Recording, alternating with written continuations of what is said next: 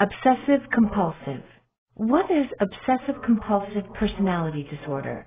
Obsessive compulsive personality disorder is characterized by a need for intense orderliness, perfectionism, and control at the expense of flexibility and openness, as well as efficiency. Now, this is to be differentiated very clearly from obsessive compulsive disorder, which is, I think, the more sexy of the two. This is the one that gets all the press, in movies and magazines and things. So obsessive compulsive personality disorder is also known as the anal character. These are people who have to have everything very neat and tidy, However, obsessive compulsive disorder is one in which is characterized by all the rituals. This is the counting things and the hand washing. That is, they are not the same at all, nor do they predispose one for the other. What are the signs of obsessive compulsive personality disorder? People with obsessive compulsive personality disorder are preoccupied with making lists, details, following the rules. They're over-conscientious and judgmental. They're very rigid. They're not able, if things change suddenly, they're not able to switch horses quickly.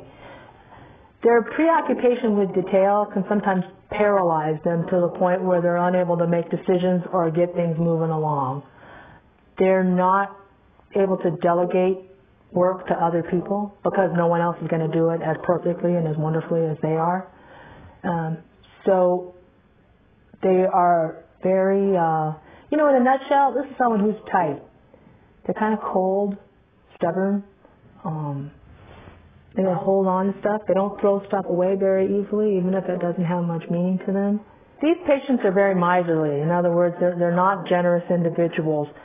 For example, if 6 of you go out to dinner, instead of just going, oh, hey, let's just split the bill 6 ways, they'll actually calculate down to the penny what they owe and then give you exactly that and not 1 cent more.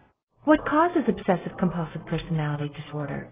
There isn't a clearly identified cause.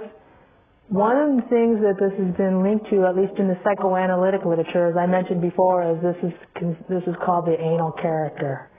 So since it tends to be, these people tend to be very controlling or feel a great need to try to control things, there has been some suggestion that it's linked to, by virtue of it being called the anal character, potty training, So the idea that they're not going to give in to mother's wishes, for them to go to the bathroom on their own.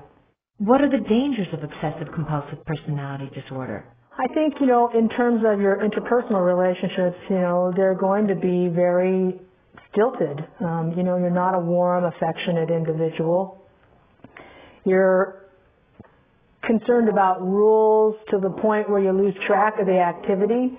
You're not going to be a lot of fun to hang out with.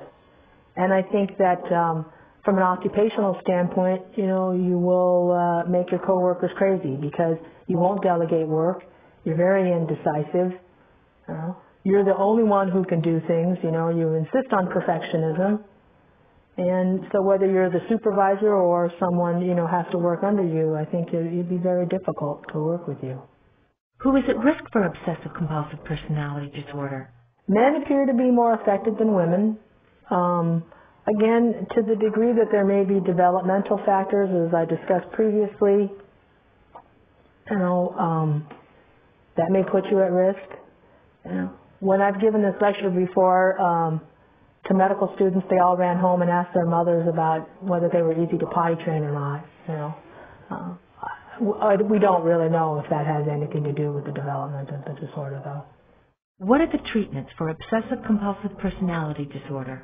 People with OCPD tend to become depressed, particularly when things, get difficult. So again, if they meet criteria for mood or anxiety disorders, they should definitely be treated in the standard fashion.